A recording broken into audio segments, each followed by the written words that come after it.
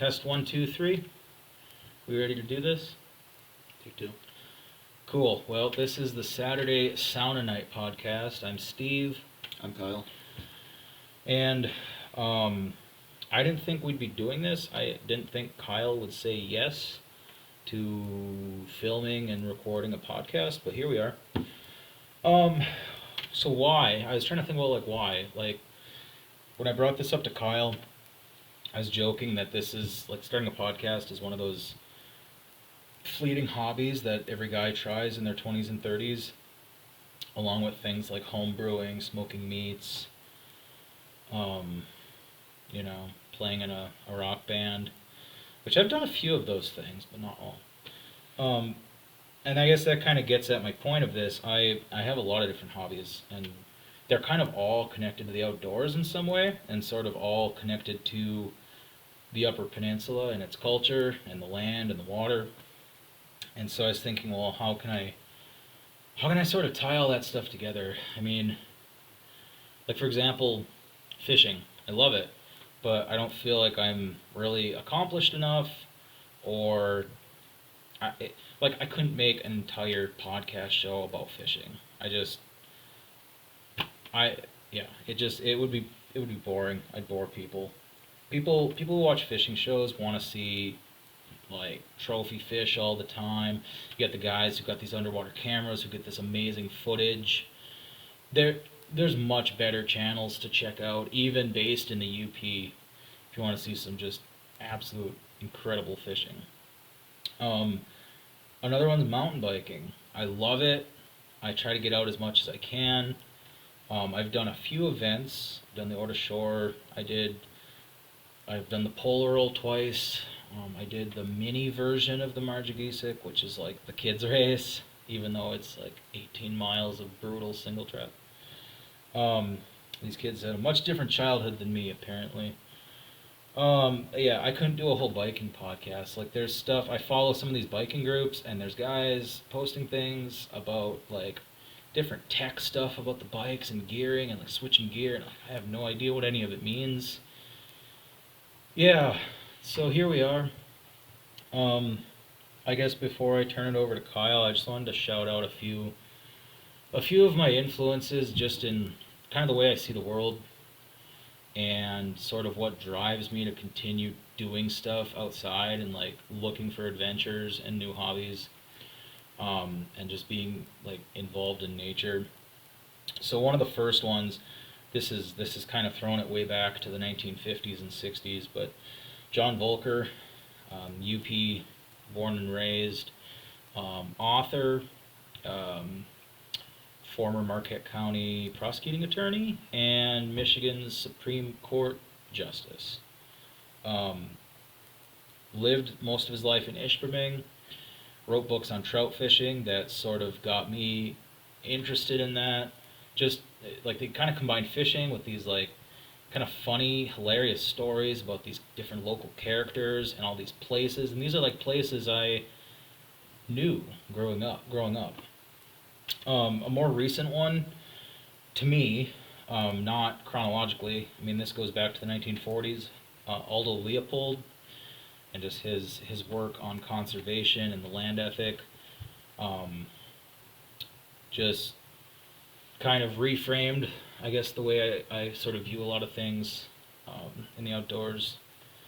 Some other ones I'll just shout out quick. So the show Discovering 906 Outdoors, which I always saw on TV growing up as a kid. It would air after the TV6 News. Buck Levasseur. Adam Carpenter's Outdoors show on the radio has been a huge one. What else?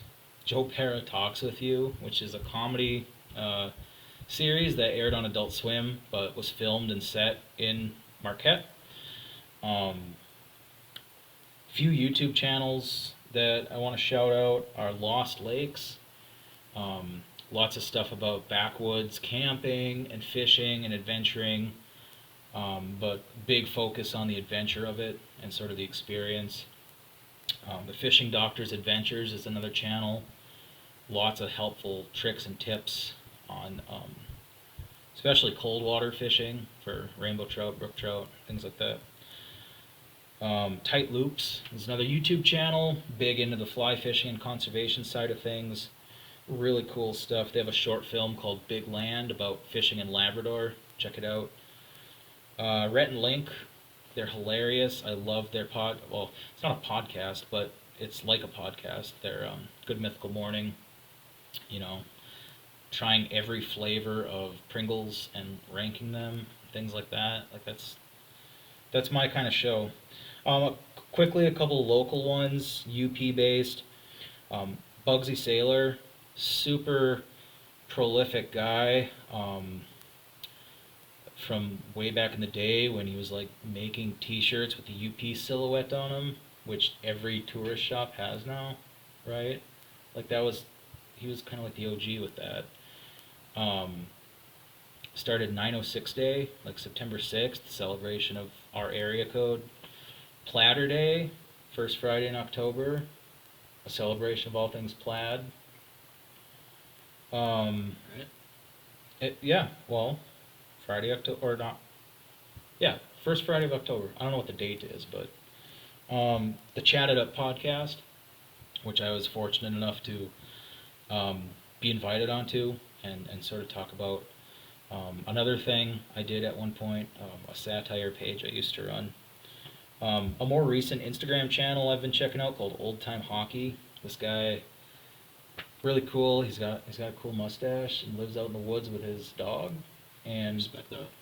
he makes like not YouTube, Instagram videos like cooking campfire nachos or like playing classic video games. Really like relaxing stuff, like my kind of stuff. What else? Anything else?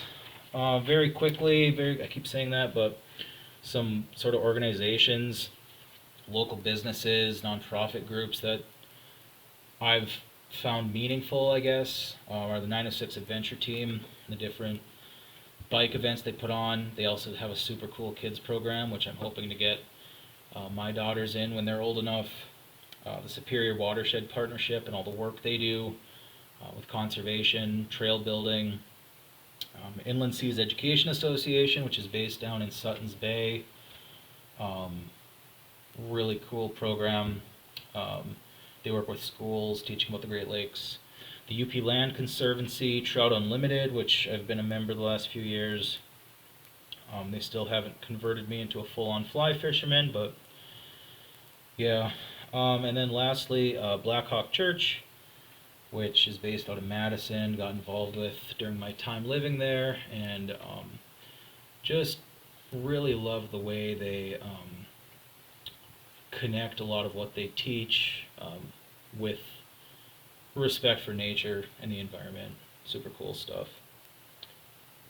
Alright, that's enough of me. Kyle, big influences, authors, writers, people you admired growing up that piqued your interest in all things outdoors? Yeah, okay. Interest in outdoors was something that you kind of start just because you're a Youper. I'm avoiding the question, by the way. That's fine. Talk about whatever you want. If you live in the UP, if you like the indoor scene, you're gonna have most of your fun at Walmart.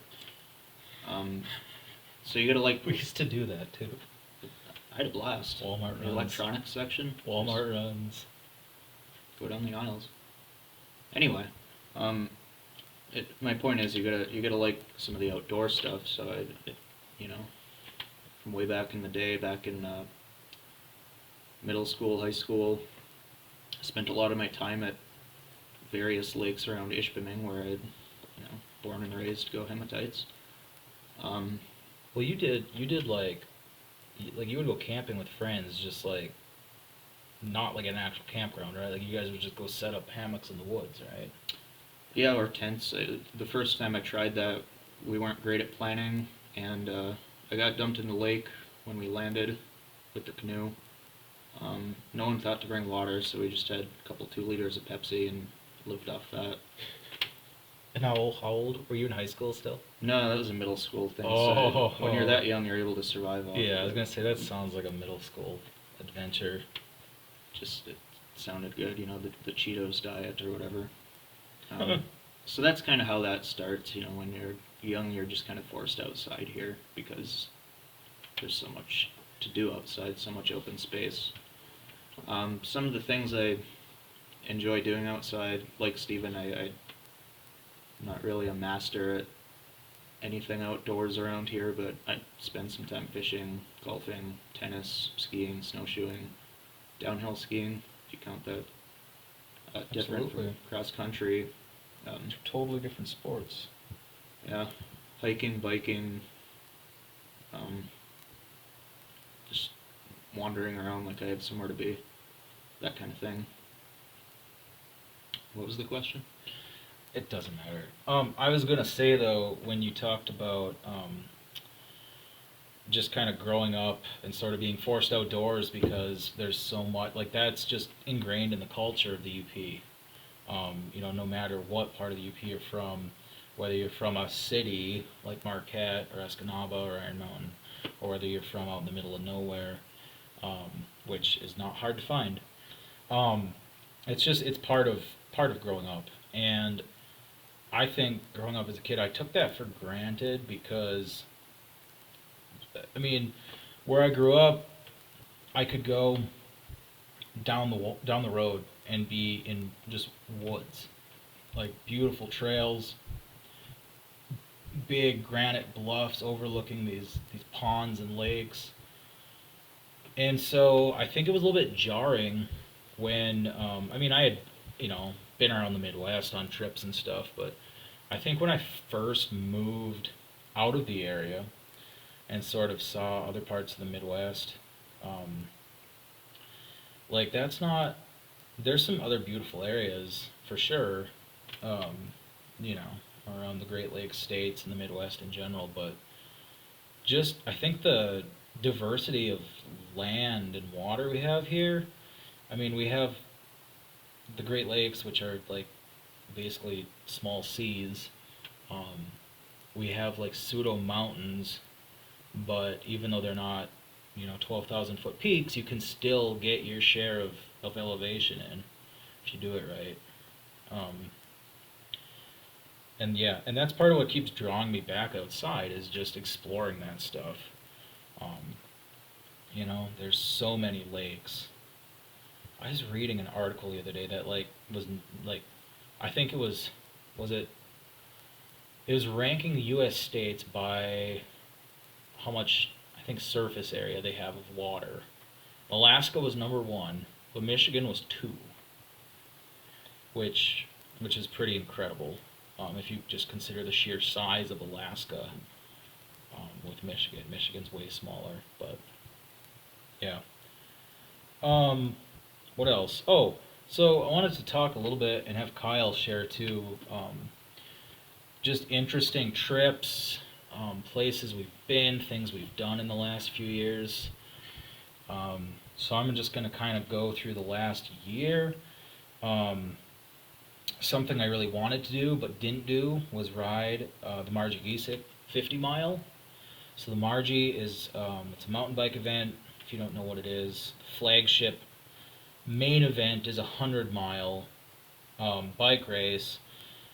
Kind of the mindset mentality though is it's not really a race. It's like most people ride this thing just to try to finish. Most people don't. There's been years where especially for the 100, there's been like a 70% did not finish rate. Mm. So 30% did, 70% dropped out. Get some classes like that. Oh, good old Michigan Tech. I didn't go there, but yeah, I've heard stories. Um, anyway, I was signed up, and registration for this thing is just an event in and of itself. I mean, it's hectic. People are like chomping at the bit to get a spot, and when they initially open up registration in October, the year before the event's held, which is actually this weekend in September, they only have 666 spots open, and that's just part of their in jokes. They have someone dressed as the Grim Reaper at the starting line. There's usually a lady riding a horse dressed like a unicorn.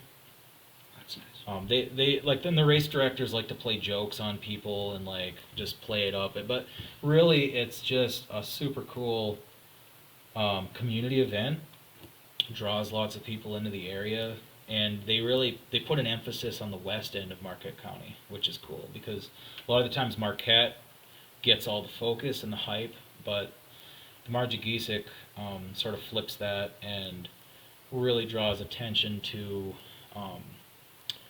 mostly the Ishpeming and Negaunee area because that's kind of where the big sort of midpoint and finish line of the race are. Anyway, I was signed up to ride that, did not get enough training in. I have 2 little kids and it's been, you know what I mean, like pulled in so many different directions. Too many other hobbies, I think, too, to really dedicate myself to getting out and training the way I needed to. That all is excuses because there's other people who that applies to. There's other people who have much bigger, harder things in life, and they still come out and ride this thing. So, I guess, yeah, I'm guilty of making excuses, but really want to do it next year. Registration's going to open in October, sometime. So, I did ride the polar roll. And I was happy to be able to do that, but it was kind of a miserable ride for me. It was cold. I was just getting over about with COVID. Wasn't pleasant, but I finished, which I guess is what counts. I did catch my first few like real brown trout, I would say, this year. Pretty much all from the same lake. First through the ice fishing for them, and then this summer fished the same lake in my kayak and just was able to find some beautiful brown trout, which is a species I've never really targeted. We don't actually have a lot of rivers and lakes in our local area that have brown trout, other than Lake Superior. They're a lot more common in a lot of the Lake Michigan tributaries and other parts of the UP. Lot of beautiful brook trout fishing this summer, especially June. Basically the whole month of June. That's pretty much all I do. The days are long and humid, and it's just the woods are like buzzing. I love it. It's like my favorite time of year. So a lot of beautiful brook trout. What else? I caught a crappie that I'm getting mounted by accident. I was on the 4th of July out at a friend's camp, just kind of paddling around in the kayak, just messing around. Tossed a jig and a gulp minnow in the water and pulled up a 14-inch crappie. I had a few other crappies in like the 12, 13-inch range, and then a couple of big bluegill too. So that was a ton of fun. Yeah, and then I guess sort of end of summer, which is sort of where we are now, transitioning to fall. Started getting a little bit more into foraging for stuff, especially mushrooms. We did a little bit of berry picking in the summer, but I've gained a little more confidence in my foraging abilities, mostly because of an app. So I'm going to shout out the Seek app, which, here it is. Yeah, it's called Seek, S-E-E-K. It uses a big database called iNaturalist. Point your camera at stuff, hold it at different angles, it'll identify it, tell you the species. It's not 100% accurate, but it's pretty darn close. So that, combined with being in some Facebook groups where there's people who will help you identify mushrooms. Yeah, because when you're out foraging mushrooms, you want to make sure they're edible and aren't going to make you really sick or make you go on a really bad trip for a week, which there are people who forage those ones too, but anyway. And so that's where I'm at. He's a biologist. How about you? Interesting things you've done, places you've been in the last year or two? There's one I forgot to mention, which I'm going to mention it. Okay. Yeah, a lot of my excursions have just been really minor ones where it's just hop in the car and drive to KFC and then drive over to like Sugarloaf or something. it all happens in the course of like 2 hours. So I'm not going to KFC. talk about those. Taco Bell. Depends on the day. Um, one earlier in the summer, later in the spring, however you want to look at it, we did go to Baraga State Park for the trout opener, and did some fishing out west in the UP, western UP. I don't really remember having much luck on that one. Maybe I'm wrong. Well, so it was actually technically it was the walleye opener, but we didn't fish for walleye. We were fishing trout. The trout opener was end of April, like right after the ice out. Um, yeah, we caught. I think all three of us, Kyle and I, and then a good friend of ours. So a little context. We based out of Baraga, because the park we wanted to stay at wasn't actually open until the next Monday for camping. This was the weekend of like May 13th and 14th. So we based out of Baraga, and I really wanted to go up to this lake. It's in Houghton County. It's sort of by like the Twin Lakes area, Twin Lakes State Park. It's called Clear Lake, and usually I'm not going to name drop specific lakes, but in this case it's well known. It's all over the internet because it's the state record brook trout lake. So back in 1996, this guy. So the regulations were different back then. It's closed during the winter now, but back then it was open to ice fishing and apparently live bait as well. And this guy was ice fishing with a minnow and pulled up a, see if I get the numbers right here, 28.1 inch, 9.8 pound brook trout, which, just to give you some context, like that's getting into the size of a trophy walleye, let alone a brook trout. I mean, a Michigan Master Angler brook trout only has to be 15 inches to qualify. And personally, for all the brook trout fishing I've done, I've never caught one bigger than 15 and a half inches. So, yeah, it's just an absolute tank of a fish. So, I wanted to visit just to see, the body of water that a fish like that could come from, because that's just insane. You don't go up brook trout fishing and expect to catch a fish like that, or even anywhere near that. So we caught some fish, but they were just little ones, 8, 9 inch, 10 inch maybe. Probably ones that the DNR stocked last fall. They usually stock that lake in October with fall fingerlings. And yeah, but it was cool. It was really cool seeing a new place.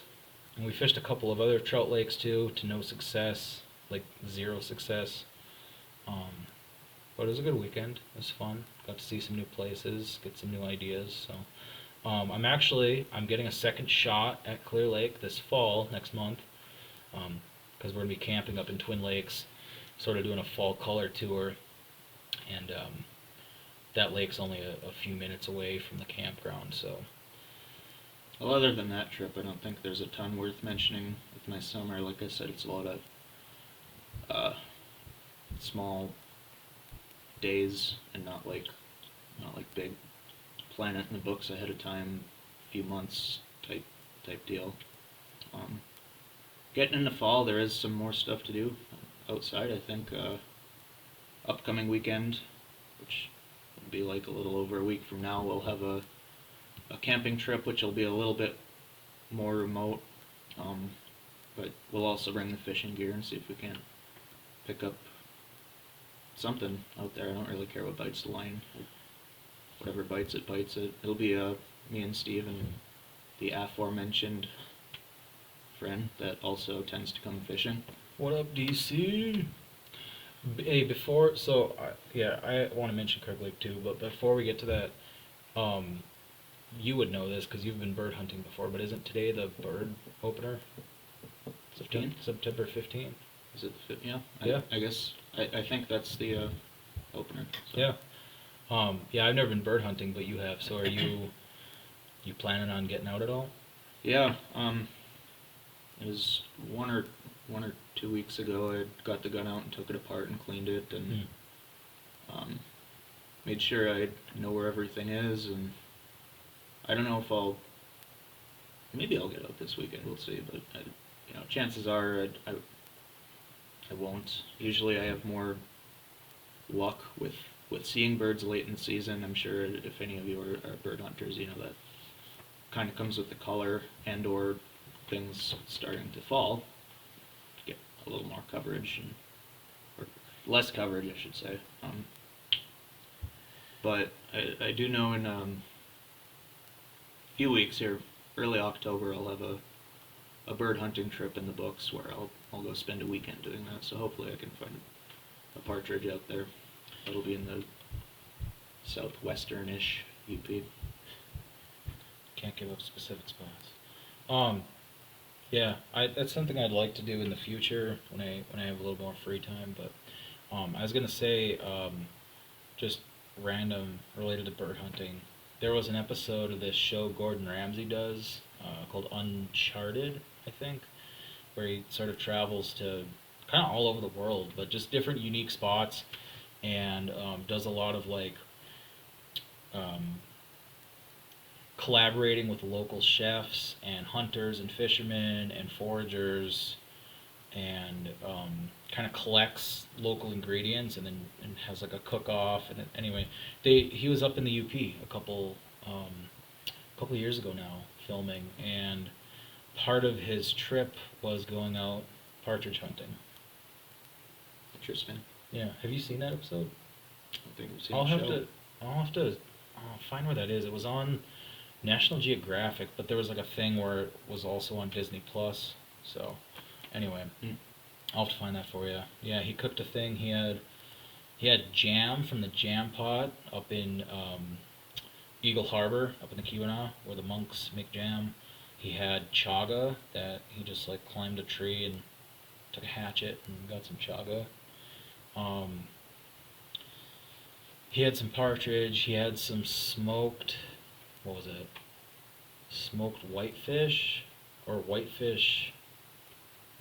What is that now? Whitefish jerky or something weird.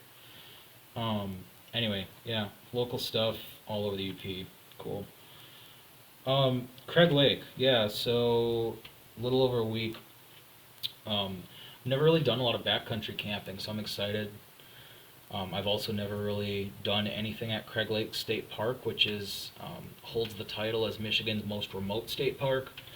So it's 7 miles off US 41, M28, but if you drive the entrance road, it feels like longer than that. It's a pretty rough go. You can't really go faster than 25, 30 miles an hour. Single lane, so if you get two vehicles coming head on, you got to kind of get creative how you share the road. But yeah, so we're gonna be going out, and kind of another first for me is like going out intentionally targeting pike. That's sort of the big thing. There's pike, there's muskie, which man, that would be super cool to even catch a little one. There's apparently excellent smallmouth bass fishing. And then there's also crappie and walleye, and most of it's catch and release. I think the only fish you can actually keep are walleye, and then basically any panfish, crappie, bluegill, rock bass if they exist in there. So looking forward to that. There's no motorized boats allowed, artificial lures only, and yeah, just camping in the backcountry. So. Actually, hoping next week's episode to kind of actually like get some of our gear like on the bar here and sort of talk about it and kind of go through my own packing list, but like while filming. Okay. No? I don't know. I wouldn't be organized enough to do that. Well, and the other thing is I have to get my fishing rods ready because, like I said, most of my time I spend targeting brook trout. So I'm going to have to make some changes in my setup if I'm going out targeting trophy-sized pike. But I do have some steel leaders set to go. I got some big sort of bucktail spinners I want to try. Some heavier duty braid line. Yeah, that's gonna be fun, regardless of the fish we catch. It's just I'm so excited to go out and just do that type of camping. Actually camping this weekend, but in our trailer. A little more civilized experience. If I don't get rained out, I might try to get out and fish Saturday. I don't know where or for what, but I think camping at Craig Lake is the aspect that I'm mostly looking forward to. I mean, like I mentioned earlier, I fished recreationally, but whatever bites the hook on the end of the line, I mean, I'll pull it up and be proud or take a picture, whatever you're supposed to do. But yeah, I think the fun part for me will be camping. Just it's been quite a while since I've done that kind of camping. yeah, it's gonna be. I mean, I'm gonna have to prepare more than I normally do. Like I said, I haven't really spent a lot of time in the park. I visited it just briefly, just kind of driven in and looked at the lake. Had been through on the snowmobile trail actually passes through there now, so have been through there in the wintertime. But people who have spent more time there, they kind of describe it as like sort of the closest thing you can get to Canadian wilderness in the Upper Peninsula. Just just super remote, lots of wildlife, big like granite bluffs kind of lining some of the lakes. Yeah, that's gonna be great. Um, the other thing before we wrap up, was there anything else you wanted to mention about fall, upcoming stuff? You can save it for the next episode. I know deer hunting is going to be a first for me this year, and Yeah. I know Steve hasn't done it, or hasn't done it recently, I should say. Yeah, it's been a few years for me. Might say a few words on that, but it doesn't have to be today. The other thing, so deer hunting, yeah, that's coming up. What else? Oh, so next month, so this weekend is Margie Gisick weekend. So I'm not riding, but hundreds of other people will be. Registration for Margie is going to be next month sometime. So I don't know. I got to talk Kyle into doing this, but I want to try to film an episode on registration night and like have the camera and the mic rolling while I try to register. And hopefully I can convince him to register with me for the 50 for 2023. So It sounds nice in theory, but I've never done a bike race in my life, and that just doesn't seem like the place to start. But I might do it anyway. well, the whole mindset with that event is, it's like even the race directors, they like hesitate to even say it's a race. It's really, I don't know. Such a unique atmosphere. Um, like I'm not a person who goes out and does a lot of athletic events, and it's just the type of thing where everyone's super welcoming and friendly and encouraging and positive, and um, there's just all these in jokes and um, just a huge emphasis on like showing off the awesome trail systems and the landscape we have in Marquette County, and it's just there's nothing like it. I've only done it once, and it was the mini 15-mile version. Just a lot of people consider it the kids event. And then last year I went out for a few hours and I helped at Jackson Park, which is kind of like the midpoint. People can bring drop bags, and you sort of bring the bag over, help riders find their stuff if they need to change out shoes or get extra water and food and stuff. So anyway, that's enough about that. But coming up in October, Margie registration 2023. And coming up in next week, hopefully we can do I kind of want to focus on Craig Lake. The Craig Lake special. I think it would be cool to kind of do a before and after. So like go through gear, talk about what we're hoping to see and do. Just do it during. Well, yeah, I mean, except there's not electricity, so I do have a little power bank I'm going to bring with to try and get some pictures and stuff, but even that's going to be pretty limited, so it's more about the experience. Yeah, we'll see. Life's a journey, not a destination. All right, let's end there. So thanks for tuning in, and see you next week. We'll talk about Craig Lake. I'm Steve. I'm Kyle.